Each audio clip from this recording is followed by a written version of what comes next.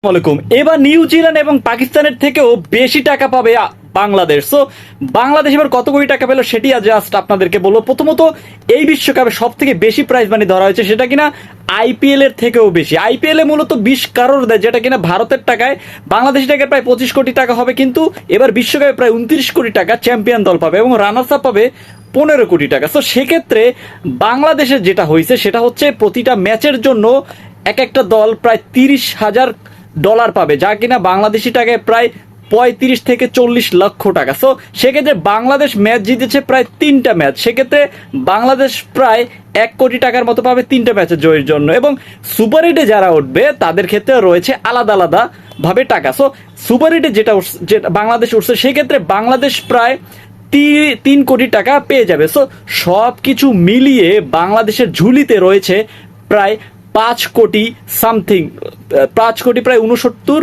লক্ষ টাকা। এরকম একটা অ্যামাউন্ট রয়েছে, মানে 19-20 হতে পারে। বা একটা কথা হচ্ছে ভাই, বাংলাদেশ আরও কিছু পেত।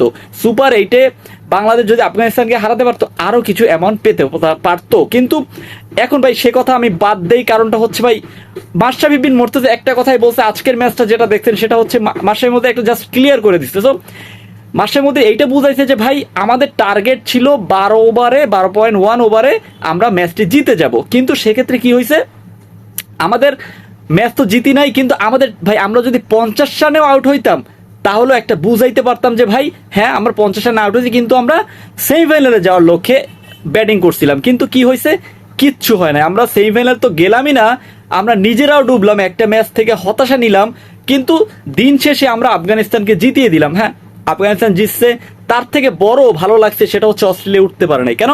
অস্ট্রেলিয়ার মতো দেমাক, মানে অস্ট্রেলিয়ার মতো যে ভাব নেয়া একটা প্লেয়ার, একটা দেশ, সেই দেশটা উঠতে পারে না। সেক্ষেত্রে আমি অনেকটা মানে খুশি হয়েছি। আফগানিস্তান উঠতে যাও, মানে আফগানিস্তান কেন উঠবে না? আফগানিস্তানের প্রায় 10টা প্লেয়ার আইপিএলে খেলে, প্রায় 8-9টা প্লেয়ার আইপিএলে খেলে। গুরবাজ তো বর্তমানে সেরা ব্যাটসম্যান টি-20-র ক্ষেত্রে।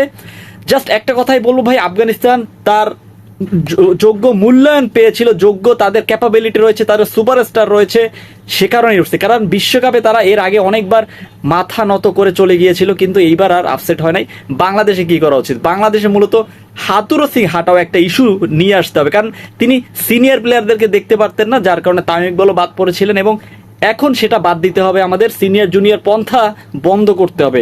কোনো দেশে এরকম সিনিয়র জুনিয়র নাই ভাই, তারা ক্রিকেট খেলে, বাংলাদেশে তার দেশের জন্য ক্রিকেটটা খেলে, কিন্তু দিন শেষে তারা ওই সিনিয়র জুনিয়র বাংলাদেশিরাও একমাত্র উঠায়, এছাড়া ভাই কোনো সিনিয়র জুনিয়র বলতে কোনো কথা নাই ভাই, বিশ্বাস করেন।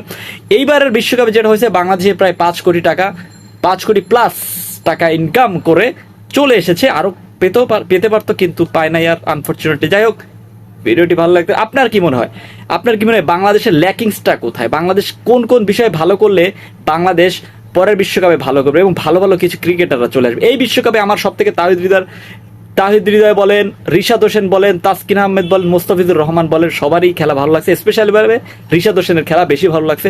আপনার কার খেলা বেশি ভালো লাগছে প্লিজ কমেন্ট করে জানাই দেন। আর হ্যাঁ, ভিডিওটি ভালো লাগতে থাকলে চ্যানেল সাবস্ক্রাইব করে পাশে থাকুন। ধন্যবাদ।